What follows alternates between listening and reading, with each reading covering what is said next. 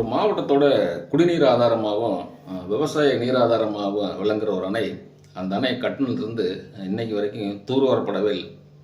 அப்படியான ஒரு அணையை பற்றின பதிவு தான் அது. இந்த அணை எங்கே இருக்குது அப்படின்னு பார்த்தோம்னா, திண்டுக்கல் மாவட்டம் ஒட்டன்சத்திரத்தில் வடகாடு அப்படிங்கிற மலை கிராமத்தில் இந்த அணை இருக்குது. இந்த அணையோட பேர் பரப்பலாறு நீர்த்தேக்க அணை. இந்த அணையை கட்ட ஆரம்பித்தது 1972 இதை ஆரம்பிச்சிட்டாங்க. 75க்குள்ளே இது முழுசாக கட்டி முடிச்சிருக்கிறாங்க. இந்த அணையை கட்டினது இன்னைக்கு எதிர்க்கட்சியாக இருக்கிற திராவிட முன்னேற்ற கழகத்தோட ஆட்சி அன்னைக்கு முதல்வராக இருந்தது ஐயா டாக்டர் கலைஞர் அவர்கள். அந்த அணையை கட்டினதுக்கப்புறம் கிட்டத்தட்ட 50 ஆண்டுகளை கடந்துருச்சு. இப்போ வரைக்கும் அதை தூர்வாரவே இல்லை. இதுக்கு தூர்வாடுறதுக்கு ஏன் இந்த லேட் ஆகுது அப்படின்னா, அங்கே இந்த அணையோட பரப்பளவு 255 ஏக்கர் வந்து வனத்துக்குள்ளே இருக்குது. இப்போ இதுக்கு வனத்துறை அனுமதி கொடுக்கல அப்படின்னும், வனத்துறை அனுமதி கொடுத்துட்டா சுற்றுச்சூழல் துறையில் அனுமதி கிடைக்கல அப்படின்னும், இது எல்லாம் கிடைச்சிச்சுன்னா கஜானாவில் பணம் இல்லை அப்படின்னும் பல காரணங்களால இந்த அணை தூர்வாராமல் இன்னைக்கு வரைக்கும் நின்று போச்சு. அதனால கிட்டத்தட்ட இந்த அணையில் வந்து ஒரு 28 அடிக்கு வந்து வண்டல் மண் வந்து நிறைஞ்சு கிடக்கு. இப்போ நீராதாரம் வந்து பாதியாக குறைஞ்சிருக்கு.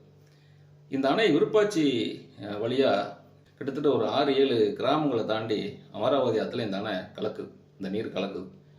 இந்த அருவி வந்து தலைக்குத்து அருவின்னு எங்கள் கிராமத்தில் சொல்லுவோம். நாங்கள் ஒவ்வொரு ஆண்டும் ஆடி 18 சமயங்களில் குளிக்க போகிறது வழக்கம். கொடைக்கானலை தவிர எங்கள் மாவட்டத்தில் வேறு எந்த நீர்வீழ்ச்சியுமே எங்களுக்கு அங்கே இல்லை.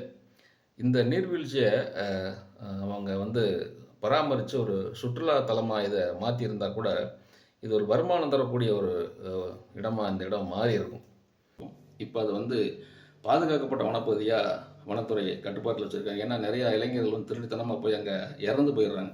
ஆனால் இந்த நீரானது வந்து இங்கே ஒட்டஞ்சத்திரம் சுற்றுப்பட்டார பகுதியில் ஒரு 2500 ஏக்கருக்கு மேலே இது விவசாய நிலங்களுக்கு ஒரு நீராதாரமாகவும் இந்த அணை விளங்குது. இந்த அணைக்கு 50 வருஷம் ஆச்சு. ஆனால் எங்கள் ஊரில் 30 வருஷமாக அசைக்க முடியாத இடத்துல அந்த திராவிட முன்னேற்ற கழகத்துடைய எம்எல்ஏ தான் இன்னைக்கு வரைக்கும் இருக்கார்.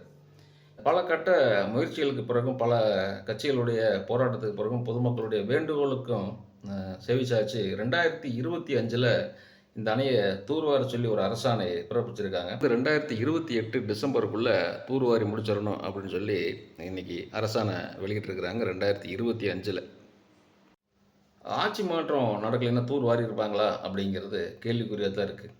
ஆனால் இப்போது ஆளுங்கட்சியாக இருக்கிற தமிழக வெற்றி கழகத்துக்கிட்ட முறையிடுறாங்க, எங்களுடைய பரப்பலாறு அணையை தூர்வாரி கொடுக்கணும் அப்படின்னு.